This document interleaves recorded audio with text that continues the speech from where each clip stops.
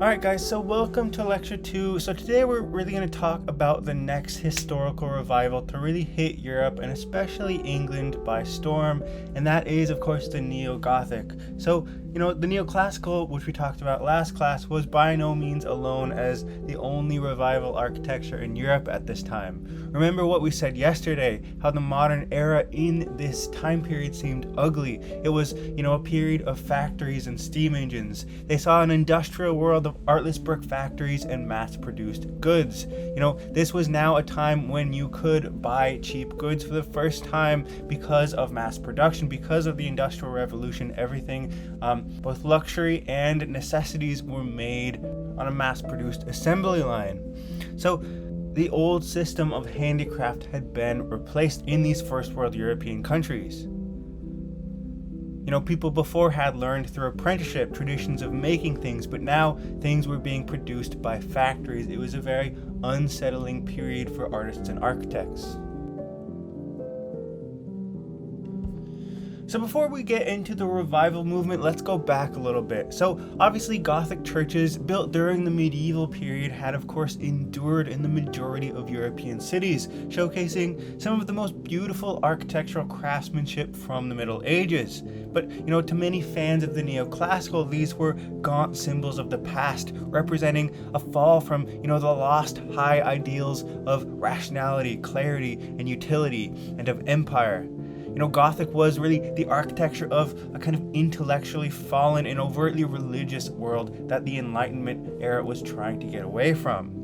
In addition, Protestant reformations had long since washed away many of these Gothic churches' original frescoes and purged them of their original art. So Gothic churches in essence became these kind of ancient relics, suitable for the realm of religion but not for the realm of worldly progress. At least this was the view among current neoclassicists. In fact, the earliest documented praise and celebration of a non-classical architectural style in the Enlightenment era came in 1773 by Johann Wolfgang in his essay on German architecture, where he praised German medieval architecture as a sort of resistance to the overplayed neoclassical projects of the times. And here he is talking specifically of Strasbourg Cathedral. So criticizing the neoclassicists, he writes, "But you, O Italian, you have let the genius of the ancients, arising from its grace, fetter and bind your own. You crept to beg for artistic knowledge from the splendid relics of the older time. You patched together palaces from these sacred ruins and consider yourself the guardian of the secrets of art because you can give an account of the measurements by inch and line of enormous buildings. Had you felt more than you measured, had the spirit of the gigantic structures at which you gazed come to you, you would not have imitated merely because they did it and thus it is beautiful, but you would have created your own designs, and there would have flowed out of them living beauty to instruct you. Thus, upon your shortcomings you have plastered a whitewashing, a mere appearance of truth and beauty." When I went for the first time to the Minster, meaning Strasbourg Cathedral, my head was unfortunately also full of the common cant of good taste. From hearsay, I was an admirer of the harmony of mass, the purity of form, and was a sworn enemy to the confused arbitrariness of Gothic adornment. Under the term Gothic, like an article in a dictionary, I piled all the misconceptions which had ever come into my head of the indefinite, the unregulated, the unnatural, the patched up, the strung together, the superfluous in art. No wiser than a people which calls the whole foreign world barbarous, everything was Gothic to me that did not fit into my system, from the turned wooden dolls and pictures of gay colors with which the bourgeois nobilities decorate their houses, to the dignified relics of older German architecture, my opinion of which, because of some bizarre scrollwork, had been that of everybody, quite buried in ornamentation. Consequently, I had an aversion to seeing it, such as I would have before a malformed, bristling monster. So then, with what unexpected emotions did the sight surprise me when I actually saw it? An impression of grandeur and unity filled my soul, which, because it consisted of 1,000 harmonizing details I could taste and enjoy, but by no means understand and explain. They say it is thus with the rapture of heaven. How often I return to enjoy this heavenly earthly rapture, to embrace the stupendous genius of our older brothers in their works. How often I returned to view from every side, at every distance, in every light of the day, its dignity and splendor. Hard it is for the mind of man when his brother's work is so elevated that he can only bow down and pray. So Wolfgang's work gradually kick-started a number of German, French, and English intellectuals to begin to think the same and pursue a romantic enthusiasm for the Middle Ages for the first time in history. But it was, primarily an aesthetic appreciation club. It would really take until the 1830s for a concerted neo-Gothic architectural movement to manifest in these areas, though there were several very early experimentations with the Gothic revival occurring in the mid to late 1700s in England, such as Strawberry Hill and Fonthill Abbey.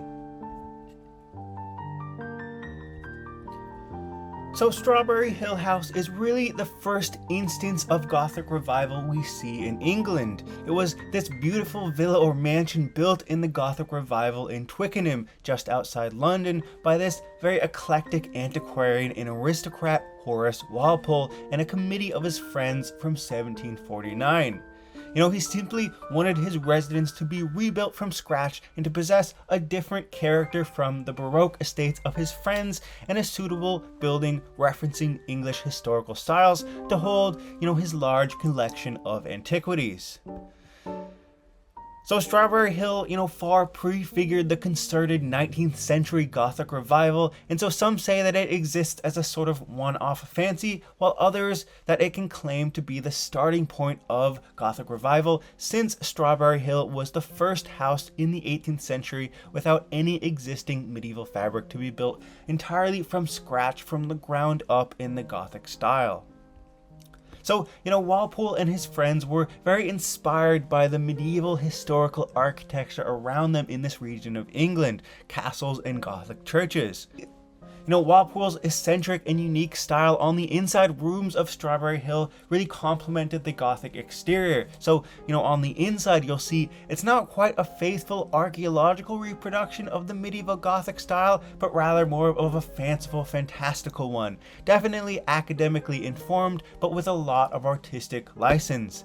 Walpole and his friends looked at many examples of architecture in England, adapting many of these works for their use. So, for example, from Westminster Abbey in London, they drew clear inspiration from the fan vaulting of the gallery.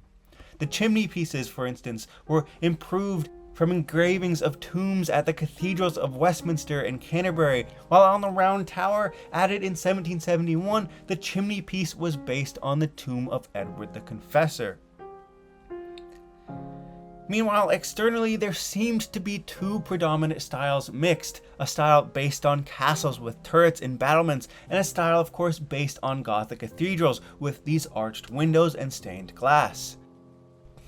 And so their established style at Strawberry Hill House, gradually kicked off inspirations through the 19th century, creating kind of this style of its very own all around England, put up by the gentry, called Strawberry Hill Gothic. And a great example of this is the Priory Hospital built in Roehampton in 1811.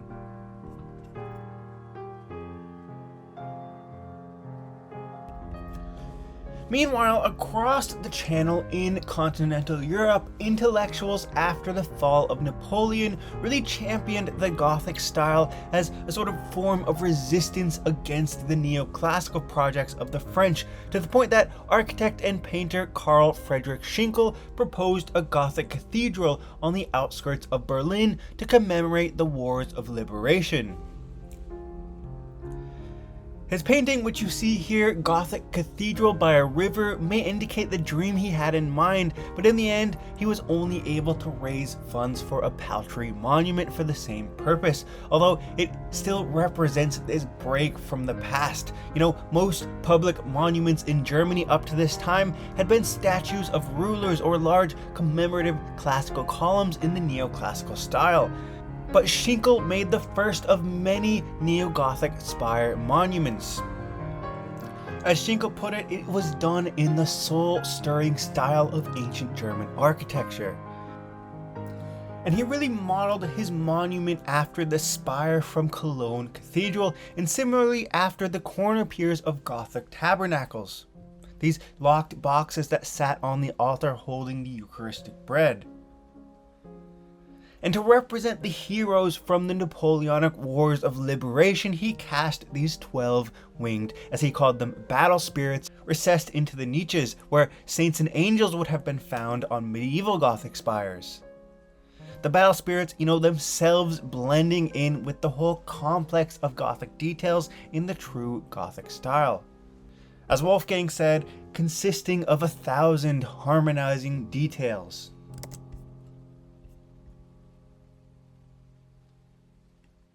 But Neo-Gothic architecture is first truly to have manifested in Germany with the completion of Cologne Cathedral after 3 centuries of inactivity, spurred on by the discovery of the original plan for the facade. And so this was faithfully reproduced using modern construction techniques. And this is just a great example of something that was going on really all around Northern Europe in general at this time. So the Gothic revival had essentially stirred up this renewed interest in restoring the lost art of the past, right? So many Gothic churches in a poor state after the 1830s received these long-awaited renovation campaigns, rebuildings, and consistent upkeep for the first time since the medieval period. But this was about much more in this case than merely bringing together the community and reviving lost indigenous arts.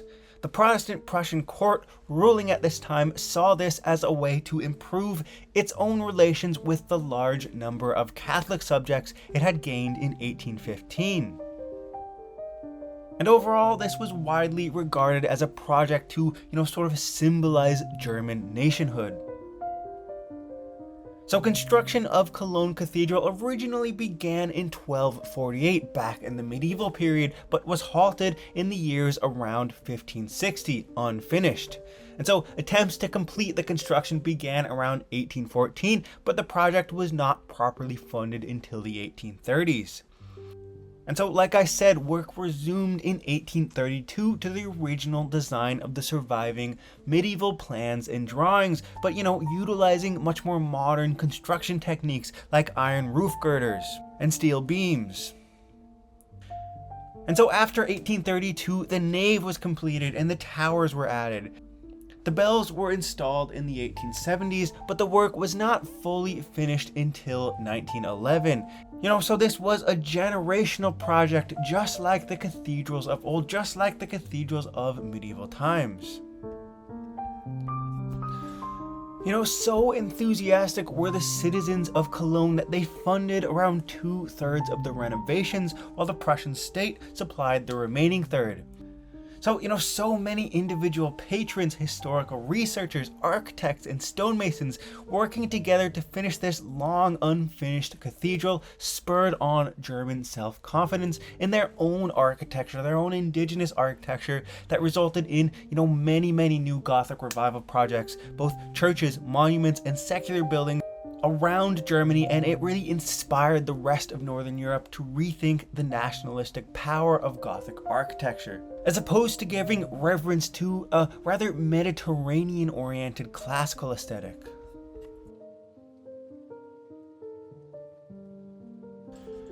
And so not long thereafter, the Gothic revival took hold strongest of all in England, taking on these stark nationalistic undertones during the reign of Queen Victoria from 1837 to 1901. So in England, Neo-Gothicism really became associated with moralism and English nationalism, really largely because of the writings of Augustus Pugin. Namely because of his book Contrasts, this deeply moralizing book that looked at the way in which, medieval society was full of moral virtue, but the modern world had squandered that. And so, for example, as you see here, he made a plate in his book that showed the modern city, where the skyline was dominated by factories and smokestacks, and he contrasted this with the medieval city, where the landscape was dominated by church steeples, symbolizing, a good moral center for society. He loved to compare the old medieval world of faith with the new modern quest for money and fortune. Factories were the new churches in the modern age. And so, because of this, ultimately, Pugin argued for the revival of the medieval Gothic style as a method to, return to the faith and the social structures of the Middle Ages.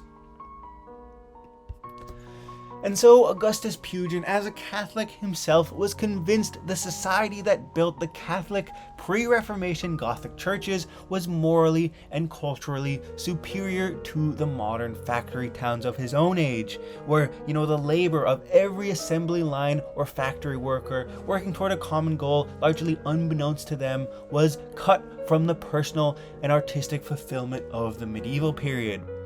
Whereas workers in the building of churches and the Gothic style often consisted of the whole community, where, everyone was some kind of artisan. They all worked toward a common goal which they could see. And so his writings tried to prove, how much greater harmony was found in medieval cities than his own day. And he proposed, we should work very, very hard to return to this.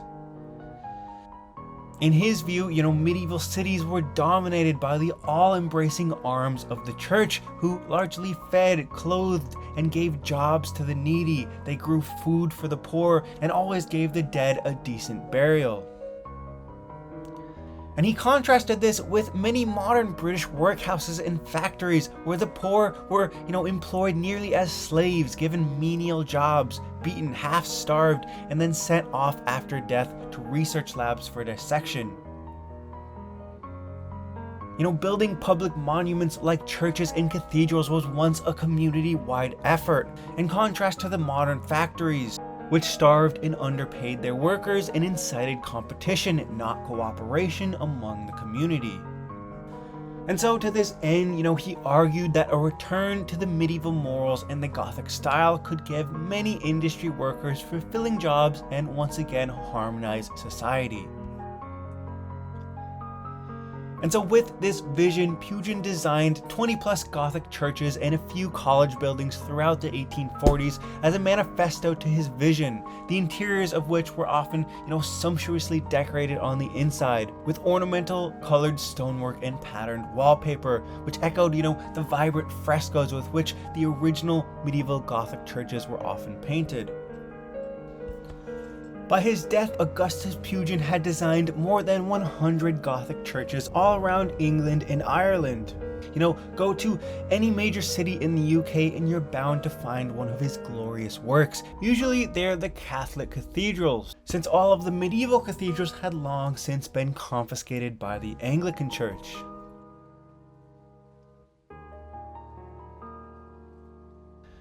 We of course can't talk about the Neo-Gothic movement in England without talking about the Houses of Parliament. So the Neo-Gothic movement reached the pinnacle of British nationalism in the rebuilding of the Houses of Parliament in London after a terrible fire in 1834 in this perpendicular Gothic style. So first, let's go back in time and look at some sketches and paintings of Parliament before burning down in 1834. So what Parliament used to look like before it looks how it looks today. So, much of the original fabric of Parliament was built in the very late medieval period in the 1500s. And this was originally Gothic, but the Houses of Parliament thereafter were always being added onto and refurbished with the times in a variety of, styles and qualities. So it became kind of this Frankenstein of styles. So the west facade, for instance, was rebuilt in the Palladian style between 1755 and 1770. The House of Lords and the House of Commons were built in a sort of very rudimentary neo-Gothic style between 1799 and 1801. Meanwhile, the Royal Gallery and the ceremonial entrance were built in the neoclassical style between 1824 and 1827, which were always criticized for, conflicting with the Gothic style of the original buildings. And so, for better or for worse, a fire broke out due to an overheated stove in 1834, destroying most of the buildings in the complex. And so, shortly following the cleanup, a competition was sent out for a redesign in either the Gothic or the Tudor style to match the adjacent Gothic churches and Tudor buildings. It was at this point that the neo-Gothic had come a long way to displacing a nationwide taste for the neoclassical in England, when Parliament could claim that a classic style would offend the surroundings and associate too much with the classical style of American government buildings. So they wanted a new national identity for their Houses of Parliament. There ended up being 97 proposals put up for the competition. But Charles Barry, another Gothic revival architect, won the contest, proposing a new layout in the Perpendicular Gothic style. He was aided, of course, by neo-Gothic champion Augustus Pugin, who was responsible himself for the interior designs, the stained glass, and the exterior decorative forms. And of course, Pugin's strong arm to the project, controlling the tracery and other decorative details with, maniacal attention, which drove him to insanity at the end of his life. The two designed Parliament to feature a gridded series of regularly spaced perpendicular Gothic panels and 3 Gothic towers. It was slightly inspired by the repeated patterns on the outside of the early 16th century chapel of King Henry VII built nearby in the medieval period, but more so a reflection of Barry's love for classical architecture. So, even though this building is neo-Gothic, Barry's interest in the classical can be seen in the, regularity, the sense of rhythm, and extreme attention to balance on the facade, sort of like a Greco-Roman temple. Get closer and you'll realize it's really only the exterior decorative forms that refer to a Gothic style. In a way, it's like a classical building with a Gothic skin.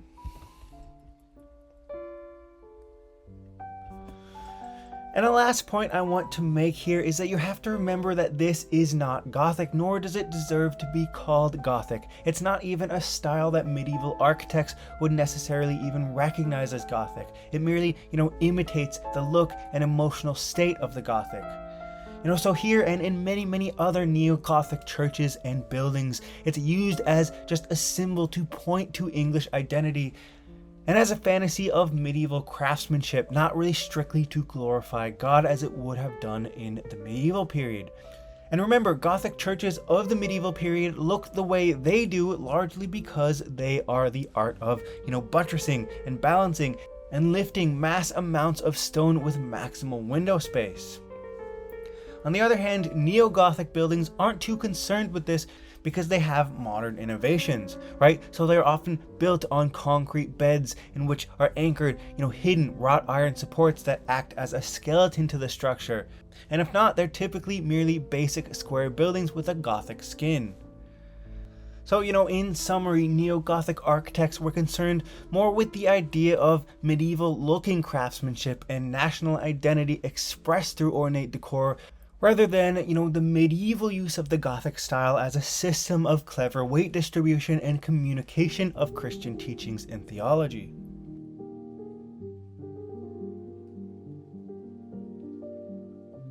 So with the building of Parliament, the Gothic revival movement was really widely promoted throughout England as a means of, yes, reforming society, but also defining English national identity. So after Augustus Pugin, the Oxford movement of High Anglicans were largely responsible for sponsoring neo-Gothic projects around England, especially new Anglican churches. They essentially brought the neo-Gothic out of the small circle of Catholic architects and into the larger pool of Anglican architects. And they advertised their architecturally and societally reforming ideas in a similar way to Pugin, with these written manifestos in their journal, The Ecclesiologist. And they considered their commission of All Saints Church in London, started in 1849, as a miniature manifesto to their societal ideals. It was this small Gothic community featuring a vicar's apartment and dorms for the choir boys, with a church situated between them, set back to form this communal courtyard, essentially an Anglican monastery. Meanwhile, the inside of the church was this multi-chromatic paradise, boasting expensive geometric designs in chevron brick, contrasting marble mosaics in a modern style, and brilliantly painted or gilded roof timbers. So, previous architects of the Gothic Revival had borrowed from the design of medieval buildings but stopped there, whereas William Butterfield, the architect of this church, departed from medieval practice by using new materials like contrasting colors of brick and tile, as opposed to the usual reproduced ragstone for neo-Gothic buildings. And so Butterfield was really celebrated by many critics as improving on church architecture from where the Middle Ages left off, rather than focused on merely reproducing. So, Butterfield was not merely concerned with copying medieval designs, but instead making something new by using modern art and technology and redeeming the factory brick, rather than trying to reproduce expensive medieval building materials, showing what essentially a Christian style could be for the new era.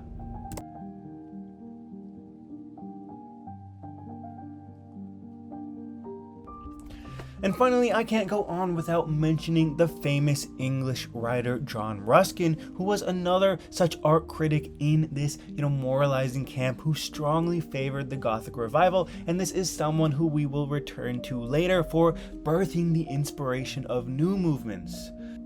But for now, it will do to say he was like Augustus Pugin, and that he advocated at this time for the ethical superiority of medieval architecture. He condemned classical architecture as he wrote, base, unnatural, unenjoyable, and impious, pagan in origin, proud and unholy in its revival, an architecture that seems to make plagiarists out of its architects, slaves out of its workers, and Sybarites of its inhabitants.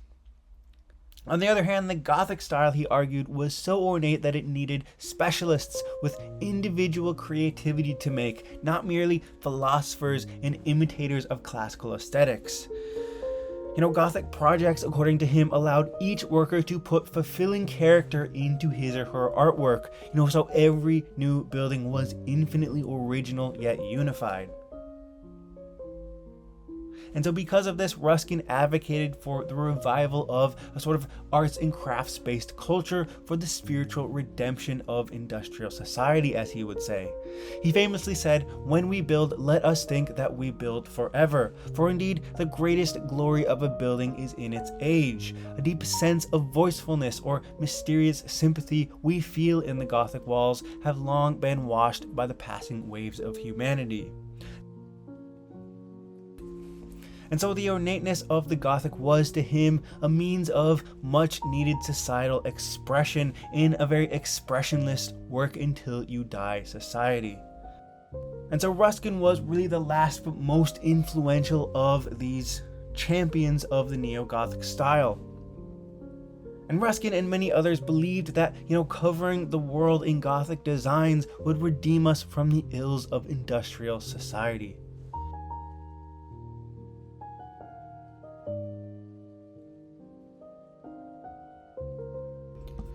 And so, although the neo-Gothic may have been championed by moralizing revolutionaries like Wolfgang, Ruskin, and Pugin that wanted to see society reinvented, like any other architectural movement, it soon became a mere fashion statement, covering everything in England from commercial to state projects, usually as a sort of Gothic wrap on the outside of Victorian buildings, like the London Law Courts built in the 1870s. This is a sort of storybook Gothic revival, made to look like a medieval castle, a Victorian mansion, and a Gothic church all wrapped up in one. So the exterior of the building is kind of characterized by this intricate Gothic detailing, carved stone figures, pointed arches, and ornate spires that have very little to no meaning, but serve to impress.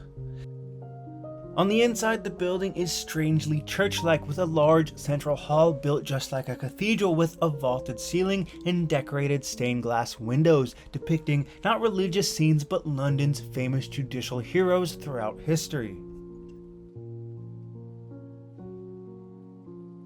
Further afield, as the British came to settle into ruling India, they set up Western public buildings designed to intimidate and impress. First in the neoclassical style, but soon after the mid-1800s they transitioned to their new nationalist neo-Gothic ideal to represent their Western rule over India.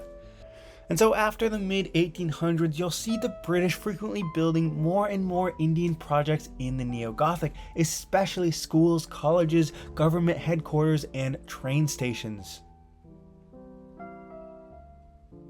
For instance, about a dozen Neo-Gothic government-sponsored works went up in downtown Mumbai between 1870 and 1900. Among them was Mumbai University Library, designed by George Gilbert Scott in 1869. And this was heavily inspired by the Doge's Gothic Palace in Venice with its spiral stair turret.